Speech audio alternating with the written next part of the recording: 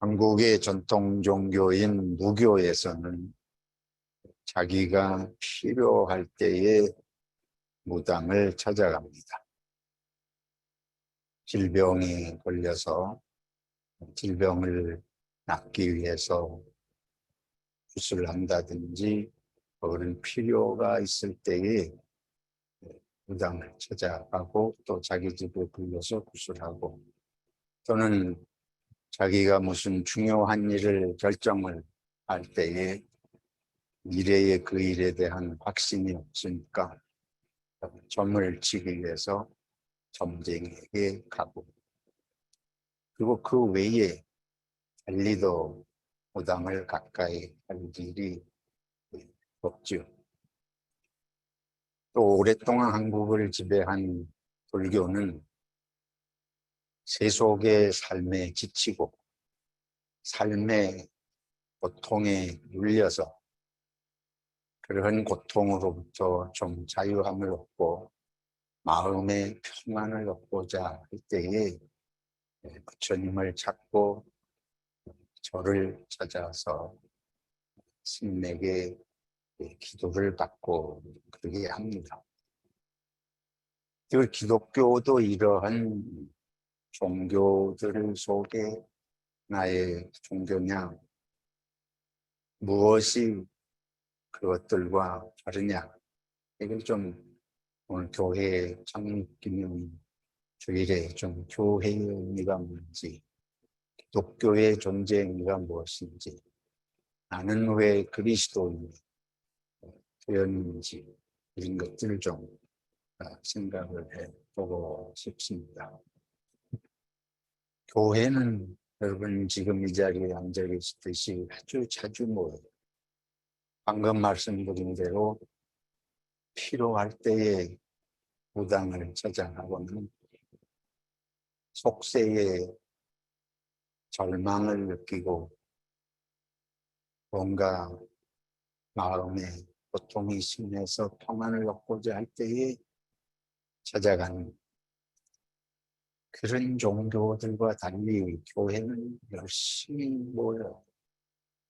이게 주일마다 모여서 예배하고 또 주일뿐만 아니고 평상시에도 이런저런 모임을 갖습니다. 그렇게 하는 이유가 도대체 무엇인가? 오늘 사도행전의 말씀을 읽었습니다. 사도행전 2장은 예수님께서 승천하시고 성령, 하나님의 영이 당시 예수님을 믿는 제자들에게 인해서 사람들이 놀랍게 변화가 된 그런 장면에 이어서 진행되는 이야기일 것입니다. 예수님의 제자들이 하늘로부터 하나님의 영을 받으니까 어떻게 변화되었느냐 하면, 오늘 읽은 사도행전 2장 42절 이하 보면 사도들의 가르침을 받는다. 근데 사도들이 누구예요? 원래는 어부들이었습니다. 이스라엘의 갈릴리 호숫가 주변에서 물고기를 잡아 생업을 삼던 사람들이, 이들이 예수님이 부르셔서 3년 동안 예수님을 따라다니며 보고 듣고 했던 사람들입니다. 그 제자들, 물론 그들이 이제 예수님을 3년 따라다니면서 배우고 달라졌다고 볼 수 있지만, 그냥 인간적으로 보면 무식하다고 보여지는 오촌의 어부들입니다. 그런데 성령이 임하면서 사람들이 우리 표현으로 하면 옛날에 양반들이 상인들, 아주 막말로 쌍놈들, 불황무식하다, 배운 게 없고 무식하다, 그런 용어를 쓰면서 이제 사람들을 양반이라는 분들은 무시하고 그런 시대가 있었는데, 말하자면 갈릴리 촌의 어부들은 그런 부류의 사람들입니다. 근데 그런 사람들이 예수님의 제자가 됐고 3년 후에 이들에게 성령이 임하셔서 변하면서 사람들이 그들에게 가서 배운다는 거예요. 뭘 배우겠습니까? 오늘처럼 무슨 그런 과학적 지식이나 발달하는 그런 컴퓨터 지식이나 뭐 이런 걸 배우는 시대가 아니잖아요. 그 시대에 사람들이 배울 곳이 뭐 그 시대도 오늘날처럼 그 시대로서는 나름대로 신지식이라든지 뭐 이런 것들이 있을 수 있겠는데 그런 걸 배운 게 아니고 이 불황무식했던 어부들에게 가서 예수님이 가르쳐 주신 하나님의 나라에 대해서 하늘나라에 대해서 영적인 세계에 대해서 배운다고 하는 것입니다. 이들은 세상적인 지식으로는 볼 일이 없는 존재들이었는지 모르지만 예수님을 3년간 따르고 성령이 임하면서 사람들이 가 들어보니까 놀라운 그런 얘기들을 하는 거예요. 자기들이 일상생활 속에서 상상할 수 없고 들어보지 못했던 그런 영적인 세계의 신비함과 예수 그리스도가 주신 말씀들을 가르친 그것이 그들의 마음을 찌르고 은혜가 되게 하고 그래서 그 말씀을 듣고 자기 죄를 고백하고 회개하고 이런 역사가 일어나고 있는 걸 오늘 사도행전 2장에 소개하고 있습니다. 그리고 이 사람들이 제자들과 함께 그런 말씀들을 배우면서 이들이 오늘 성경 보면 날마다 모였대. 날마다.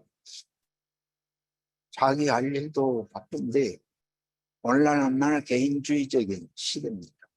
점점 개인주의적인 시대가 돼가잖아요. 요즘 하루 종일 집안에서도 텔레비전 켜놓고 비디오 보고 한국 드라마 보고 컴퓨터 켜놓고 게임하고 혼자 살아도 부족할 것이 없는 그래서 점점 이웃과 관계가 단절되는 그런 시대가 되었잖아요. 근데 그때에도 사람들이 자기 나름대로 개인적인 삶들이 다 있을 텐데 하여튼 성령이 하나님의 영이 임했으니까 보이는 게 기쁘고 그게 뭐 노름하기 위해서 노름에 미치면 노름 안 하고는 밥도 못 먹는 그런 재미도 세상에 있지만 이게 그게 아니고 사도들에게 하나님의 말씀, 영적인 세계를 배우고 또 그 보이지 않는 하나님을 찬송하고 그 하나님께 기도하고 그러기 위해서 집에 있지를 못하고 매일같이 이렇게 함께 모여서 기도하고 찬송하고 말씀을 배웠다고 하는 것입니다. 거기서 한 발 더 나가서 상상할 수 없는 일이 일어났습니다.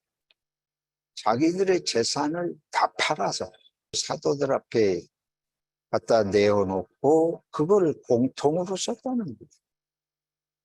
필요에 따라서 서로 나누어 쓰면서 여기서 조금 떠나가 이게 여기 한번 언급된 게 아니고 4장에 가면 다시 언급이 되는데 자기 것을 자기 것이라고 하는 사람이 하나도 없었더라. 그리고 궁핍한 사람이 이 부족감을 느끼는 사람이 없었다. 서로 다 내놓고 함께 살면서 그런 행복하고 감격스러운 삶을 살았다고 하는 내용입니다. 이것이 교회의 시작입니다. 이것을 가리켜서 초대교회 처음 예루살렘에서 생겨진 지 교회라.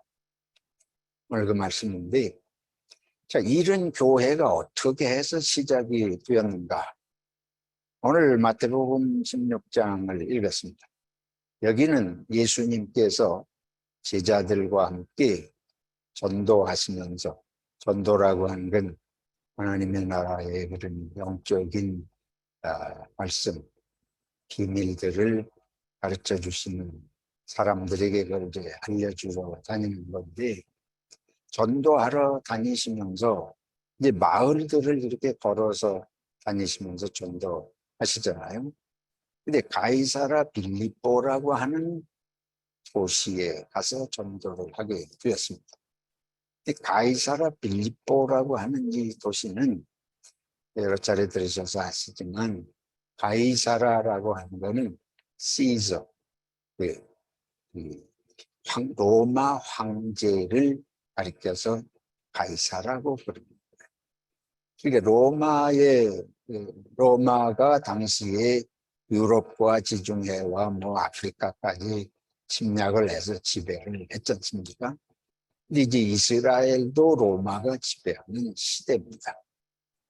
근데 로마가 점령하고 지배하면서 곳곳에 황제의 이름으로 도시 이름을 바꾸어서 그 도시 명칭을 하사하고, 그리고 그 도시의 입구에 황제상을 크게 만들어 세우곤 했습니다. 그러니까 빌립이라는 로마 황제가 이 도시의 명칭을 가이사라 빌립보라고 지어라. 또 빌립보 황제의 도시다. 이렇게 이제 이름을 지어주고는 이제 그 마을 도시구에 황제상을 세워놓은 거예요. 근데 당시 로마는 국법으로 로마 황제를 주라고 부르도록 국법으로 그렇게 정했습니다. 그때의 주라는 말은 로마 황제는 신이다는, 빌립보 황제는 신입니다, 이런 고백을 하는 겁니다. 이 로마 시민들은 다 그 고백을 해야 됩니다. 그렇지 아니하면 국법을 어긴 게 돼가지고 죄를 지어서 감옥에도 가고 벌을 받게 되는 것이죠. 지금 로마 황제상이 있는 곳에 제자들하고 가셨어요. 거기서 예수님께서 제자들에게 두 가지 질문을 하세요. 첫째는, 이 세상 사람들이 나를 누구라고 하느냐? 예수님 자신에게. 그랬더니 제자들이 뭐라고 대답한 건, 사람들이 예수님을 세례 요한이 살아났습니다. 이거는 당시에 로마에서 파송이 되면서 이스라엘을 지배하고 있던 헤로드 왕을 비방하고 그가 잘못됐다고 비판하다가 목이 베어 죽은 그 세례 요한, 이 하나님의 선지자 세례 요한이 다시 살아났다고도 하고, 구약 시대의 이스라엘 사람들의 하나님 앞에서 잘못됨을 일깨우면서 메시지를 전한 예레미야 같은 선지자, 예레미야 같은 선지자라고도 하고, 또는 또 다른 구약 시대의 위대한 영적인 지도자인 엘리야 같은 사람이라고 합니다. 엘리야는 당시 아합 왕, 하나님을 멸시하고 백성들을 악하게 다스리던 아합 왕을 비판하고 하나님의 말씀대로 하지 아니하는 것들을 이제 책망하기 때문에 왕이 수배령을 내려서 피신을 하고 했던, 그러나 하나님께서 정말 위대하게 사용했던 구약시대의 영적인 지도자. 이런 요한이나 예레미야나 엘리야나 다 같이 공통점은 그 시대 속에 지도자들의 잘못됨을 강력하게 비판하고 목숨을 내어놓고 하나님이 당신들을 왕으로 세운 뜻을 제대로 알지 못하고 백성들을 괴롭히고 하나님을 믿지 않고 악행을 한다. 그러면서 위험을 겪은, 그러나 불굴의 그런 신념으로 하나님의 메시지를 전했던 인물들입니다. 예수님을 그런 분으로 이렇게 본다. 그것만 해도 뭐 대단한 표현이죠. 근데 예수님께서 제자들에게 다시 물으시고, 그러면 세상 사람들은 나를 그렇게 보는데 또 이들은, 예수님의 제자들은 나를 뭐라고 생각하느냐. 그때 오늘 본문에 나온 대로 베드로가 즉각적으로 대답을 합니다. 주는 그리스도시요 살아계신 하나님의 아들이십니다. 여기 주라는 말을 썼습니다. 예수님을 향해서 주라. 이 주라는 표현은 로드, 이건 하나님에게 붙인 표현. 이 로마 황제상 앞에서 로마 황제가 신이라고 고백해야 됩니다. 그 앞에서 예수님이 주님이시고 그리스도입니다. 그리스도라는 것은 메시아, 구원자라는 말이죠. 온 백성을 구원할 자, 그리고 살아계신 누구의 아들이시다? 하나님의 아들이시다. 베드로가 그 고백을 하니까 예수님께서 이것은 네 스스로 깨달은 것이 아니라 하나님께서 너를 깨닫게 해주셔서 이런 고백을 할 수 있는 것이다. 그러시면서 이제 내 이름이 반석, 개바, 반석이 돌 큰 바위, 내 이름이 마침 반석인데 이 반석 위에 내 교회를 세우겠다. 그리고 여기에 이제 교회란 말이 신약 성경이 처음 나올 때 예수님께서 베드로를 향해서 반석, 이 반석 위에 누구의 교회? 내 교회를 세우겠다. 그러니까 교회는 누구의 교회? 예수님의 교회. 그때부터 이제 교회가 시작이 된 것입니다. 교회는 그래서 예수 그리스도께서 세우시고 예수 그리스도가 교회의 주인이 되시는 공동체가 교회인 줄로 믿습니다. 그거는 황제를 섬기는 것이 아니고 하나님 아버지를 섬기는 사람들의 공동체입니다. 예수님께서 이제 이 반석 위에 내 교회를 세우리라. 근데 이제 지나가는 말로 잠깐 말씀드리겠습니다. 이 반석에 대한 해석이, 그러니까 이 반석 위에 내 교회를 세우리라. 그러니까 가톨릭은 이 반석, 베드로가 반석이니까 교회를 베드로 위에 세웠다. 그래서 베드로를 초대 교황이라고 이렇게 고백을 하고 교회의 중심은 교황제도로 이루어지게 됩니다. 근데 종교개혁자 마르틴 루터를 비롯해서 우리 개신교회들은 이것은 베드로 위에 세운 것이 아니고 베드로가 예수님이 구세주 그리스도이시며 하나님의 아들이라고 신앙 고백을 한 그것을 주님께서 중요하게 보시고 교회란 바로 예수님을 주로 그리스도로 고백하는 그 공동체를 말하는 것이다 하고 이제 이렇게 해석을 합니다.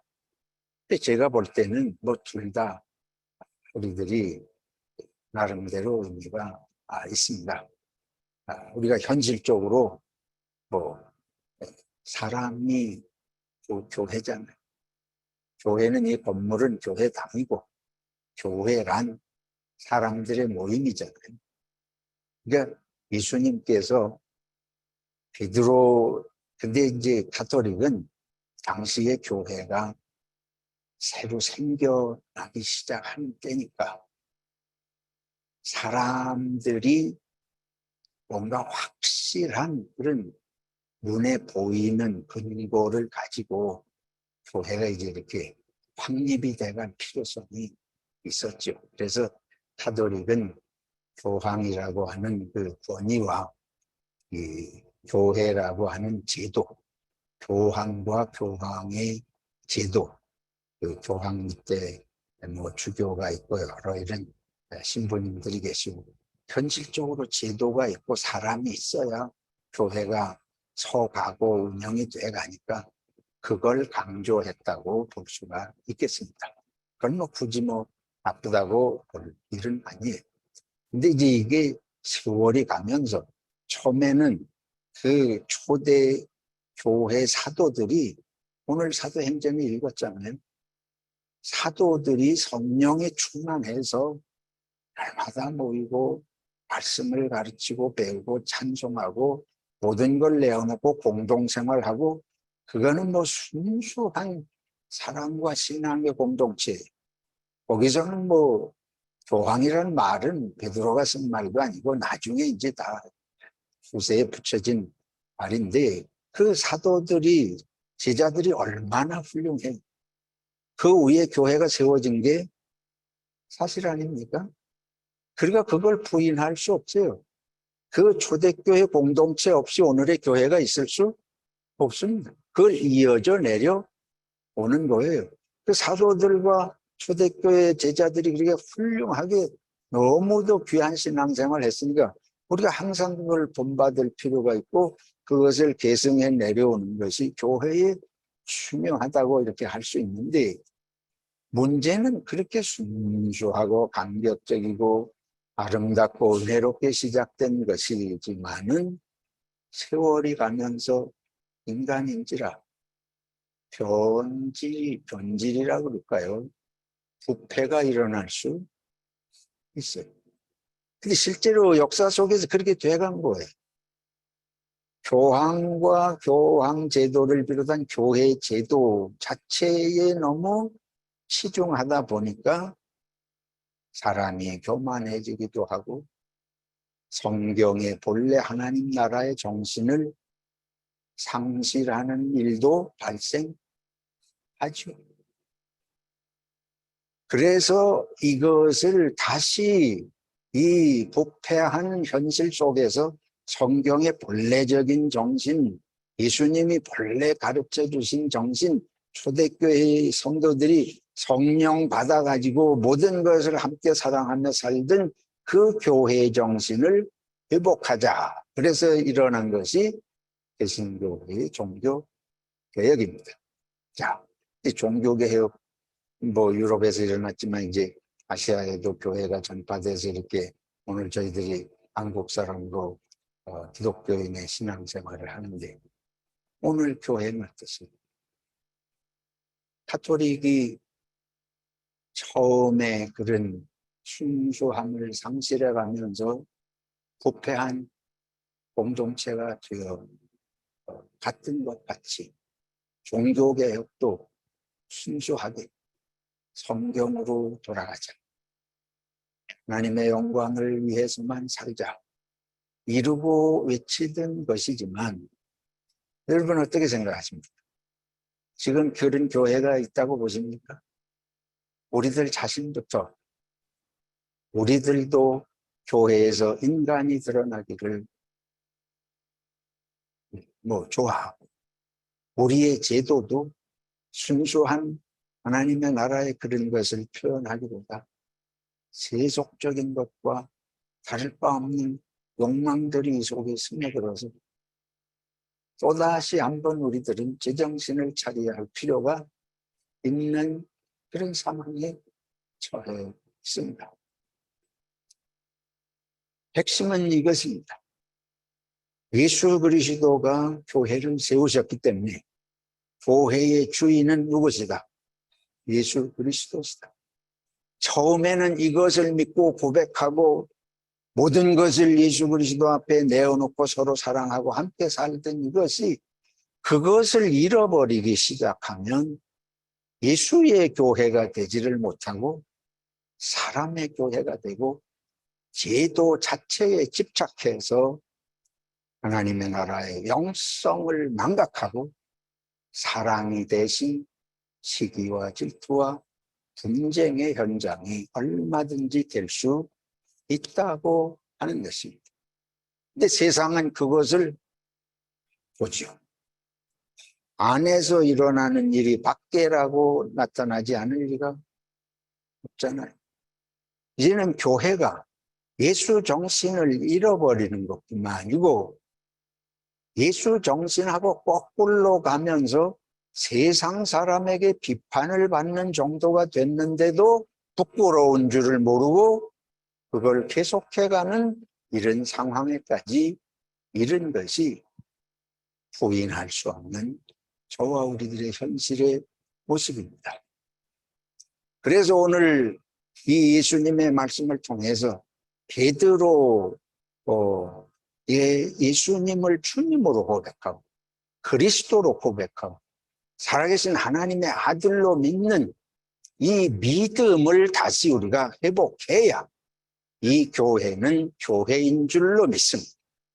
교회는 목사의 교회도 아니고 신부님의 교회도 아니고 교회는 예수 그리스도의 교회입니다. 그리고 예수 그리스도를 주님으로 구세주로 고백하는 것이 참 교회인 줄로 믿습니다. 예수님께서 이제 베드로에게 이 말씀을, 이 반석 위에 내 교회를 세우리라 이렇게 말씀을 하시고 그 다음에 아주 중요한 말씀을 하십니다. 무슨 말씀을 하시는가 하면 천국에 대한 이제 말씀을 하시면서 이런 말씀을 하세요. 내가 네게 이르노니 너는 베드로라. 내가 이 반석 위에 내 교회를 세우리니 음부의 권세가 이기지 못하리라. 첫째는 음부의 권세가 있다는 걸 말씀합니다. 이 음부의 권세라는 건 사탄의 세계를 말해요. 악의 세력의 존재를 말하는 것입니다. 사탄의 세계 악이라고 말하는 것은 무엇이냐 하면 하나님이 사람을 사랑하셔서 귀하게 지으셨잖아요. 근데 사람이 사람을 사람으로 보질 않아요. 사람이 사람을 무시해, 사람이 사람을 죽여, 사람이 사람을 무시하고 미워하고 시기하고.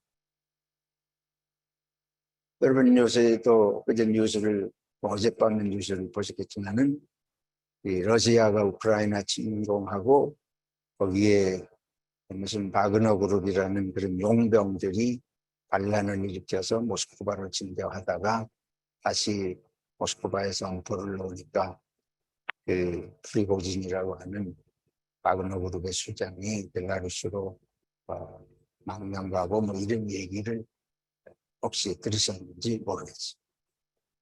이런 쓸데없는 전쟁을 일으키는 히틀러 같은 존재들이 나오고 푸틴 같은 자들이 나오고 뭐 세계적인 전쟁으로 말하면 그렇지만은 아주 작은 곳에서 조그마한 회사의 사장만 돼도 직원들을 함부로 욕을 하고 때리고 돈을 착취하고, 이게 하나님이 그렇게 살라고 우리들에게 생명을 주신 것이 아닌데 인간 세상에서는 눈만 뜨면 싸우는 거예요. 눈만 뜨면 자기가 잘났다 그러고 남은 못났다 그러고 뒤에서 뭐하는 것 같고 분담하고, 우리들도 거기서 별반 다르지 않게 살아가지 않습니까? 하나님의 나라는, 천국은 이러한 것이 극복된 세계를 말씀하는 것입니다. 근데 이 세상에 있는 동안에는 이게 보이지 않게 악한 영이 사람들을 자꾸 자극을 해요. 그거는 악한 사람만 그러는 거 아니고 모든 사람을 보이지 않게 생각에 이기심을 집어넣고 이런 우월의식을 집어넣어가지고 사람을 순간순간 그런 것에 뒤집혀가지고 정신이 혼미해서 악한 사람이 세상에 그래서 세상에 가는 데마다 싸우고 하나님이 사람을 귀하게 지어서 서로 귀하게 존중하고 사랑하고 사는 걸 사탄은 보고 있지를 못하는 거예요. 예수님께서 교회를 세우시는 목적은 바로 하나님께서 본래 우리를 지으신 그 아름답고 정말 순결하고 사랑하는 존재들의 삶을 회복시키는 그런 공동체를 이루도록 교회를 세우신 것입니다. 그래서 초대교회에 성령 받으니까 그런 공동체가 실제로 탄생했습니다. 이것이 4, 5세기까지 어느 정도 지속이 됐는데 점점점 인간의 타락성 때문에 오늘날은 교회라고 해도 이런 모습 찾아보기 힘들지만 주님께서 원하시는 것은 바로 그런 모습을 회복하라고 교회를 세우십니다. 근데 결국은 하나님께서 결국은 예수 그리스도를 통해서 이러한 인간 세계를 악하게 지배하는 영을 물리치시고 하나님의 영원한 생명과 사랑의 천국이 회복될 것이다. 이것을 믿고 이것을 전하도록 교회를 세우신 것입니다. 두 번째 주님께서 말씀하시기를 내가 천국의 열쇠를 내게 주리니 네가 땅에서 무엇이든지 매면 하늘에서도 매일 것이고 네가 땅에서 풀면 하늘에서도 풀 것이다. 풀리리라.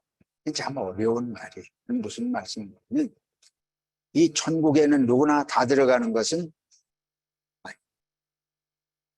하나님의 나라에 천국에 들어가는 그것은 아무나 무조건 다 들어가는 게 아니고 여기 열쇠가 있다고 하는 건 들어갈 수 있는 자와 들어갈 수 없는 자가 있다. 그렇게 생각할 수 있죠. 쉽게.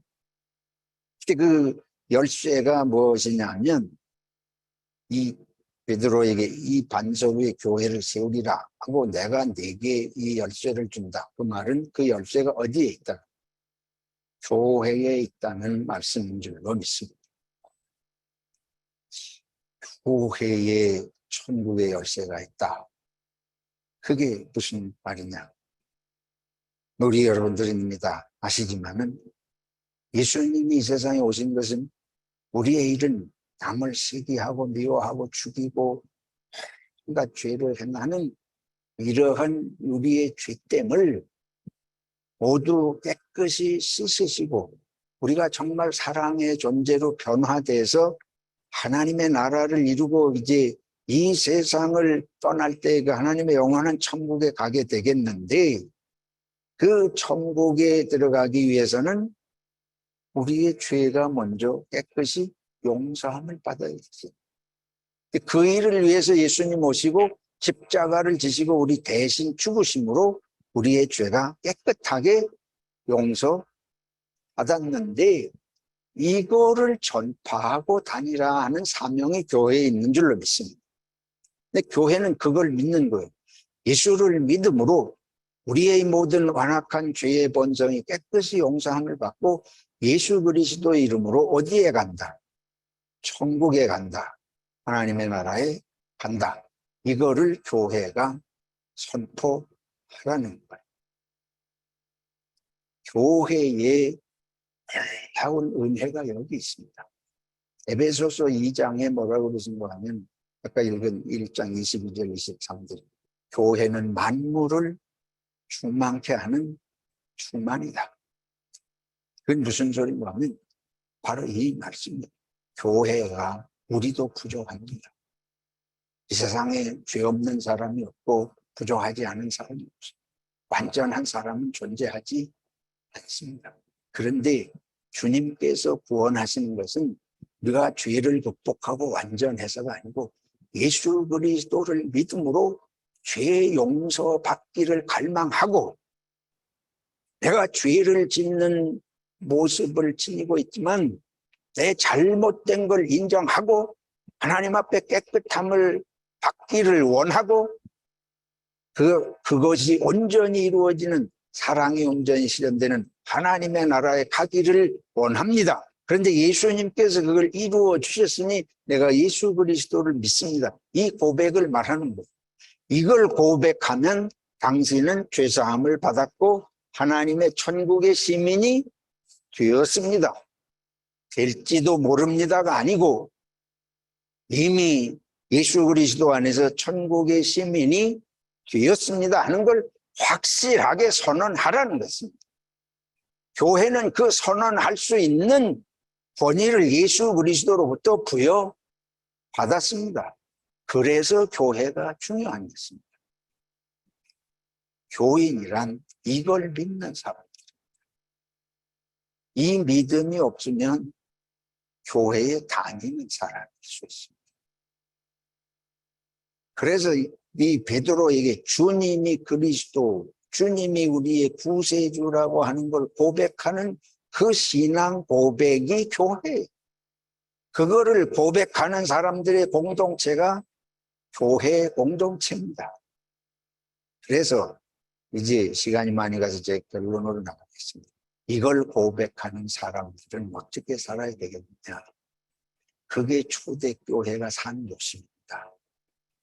보이기를 힘쓰고 주님의 은혜를 찬송하고 하나님의 말씀을 배우고, 왜냐하면 이 세상에서 내가 사는 방식으로는 이게 이 세상에 사는 식대로 내가 살면 이 죄된 모습밖에 더 살아낼 게 없는데 예수님이 말씀하신 하나님의 나라 본래 인간의 삶의 모습을 배워야 되니까 하나님의 말씀을 배우고 예배당에 가서 교회 가서 설교 말씀을 통해서 이 하나님의 말씀, 하나님의 나라 어떻게 살아야 되는지를 배우고 그게 초대교회가 그렇게 산 모습이에요. 오늘 우리 교회가 부족하지만 그런 것을 나는 믿고 그렇게 살기를 노력하고 그렇게 살기를 원합니다 하고 고백하는 사람들이 모인 곳이 교회고 교인인 줄로 믿습니다. 여러분들은 그걸 믿고 고백하시기 때문에 이 교회를 찾으시고 함께 예배를 드립니다. 너무도 감사한 일이에요. 근데 오늘날 이런 것을 제대로 알지 못하면 교회가 예수 그리스도의 교회, 우리가 함께 예수님이 원하시던 그 참된 사랑의 삶을 살아내는 것이 우리가 부름받은 성도의 삶의 목적이고 본질이다. 이걸 고백하면 그 교회가 숫자가 많든 적든 프로그램이 어떻든 그것이 문제가 되지를, 그게 문제가 되지 않을 정도 되면 그리스도의 제자가 된 줄로 믿습니다. 내가 예수의 사람이라고 하는 걸 확실히 믿고 사는 사람들이 모이면 그곳은 예수님이 뭐라 그런 건 내 이름으로, 두 사람이라도 내 이름으로 모인 곳에 내가 함께 하겠다. 예수님이 계셔야 예수의 교회 아닙니까? 이 예수의 교회란 바로 지금 이 말씀이에요. 예수님을 구주로 고백하고 예수님 말씀대로 살려고 고백하는 사람들, 그게 교회의 것입니다. 이 신앙에 이르지 못하면 거기서는 또 세상에서 살던 방식대로 그런 생각 가지고 싸우고 다투하고 당을 짓고 분열하고 가까운 사람하고 뭐 왔다 갔다 하고 장로가 되면 대단한 줄 알고, 이거는 예수를 믿는 것이 아니고 예수의 제자, 예수 교회가 된 것이 아니다. 믿습니까? 오늘 저희 창립 기념주일이라 제가 이 본질적인 걸 원색적으로 말씀드립니다. 여러분들이 저는 이 예수를 믿고 이 예수님을 붙들고 천국하겠습니다. 나는 이미 예수 안에서 천국의 시민이 되었습니다. 나는 이미 예수 안에서 죄사함을 받고 하나님의 자녀가 되었습니다. 이걸 다시 한번 우리가 고백하고, 근데 중요한 건 마지막으로 이걸 나가 전해야 돼. 이걸 나가 전하라니. 왜? 우리만 이 사랑의 아름다운 하나님의 나라에 가는 것은 욕심이죠. 나만 가면 되는 것이 아니지. 우리가 함께 하나님의 나라의 아름다움을 함께 이루어야 되지 않겠습니까? 세상은 어떻게?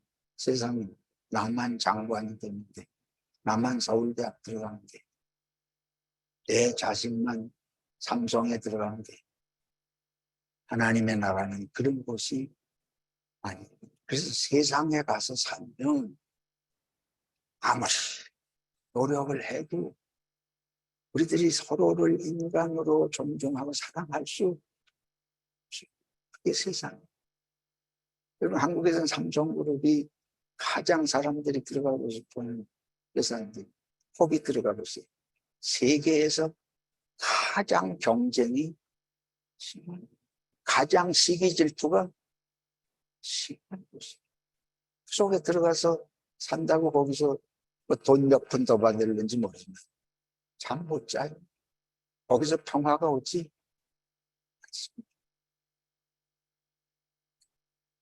우리들이 다시 한번 예수 그리스도의 말씀에 감사하고 원하시는 일을 감사하면서 특별히 함께 신앙이 된 걸 귀히 여기시기 바랍니다. 여기서 목사고 교회 장로고 아무 의미가 없습니다. 그것은 돈과 포과 자기 역할하기 위한 것 이상 아니에요. 만약에 저와 여러분들이 이 의미를 깨닫지 못하고 내가 목사가 된 게 뭐 나보다 뭐 더한 줄 알고 장로가 된 게 뭐가 된 줄 알면 당장 못 보셨어요. 안 입는 게 낫습니다. 그거는 예수 그리스도를 드러내는 것이 아니고 욕되게 하는 것입니다. 이 소망교회가 예수 그리스도를 드러내고 예수의 제자답게 사는 결심이 없으면 예수 교회가 아니고 예수를 욕되게 하는 집단이 되고 말 수 있다. 한편은 감사하고 한편 얘기하는 되새기길 바라서 말씀을 드렸습니다. 기도.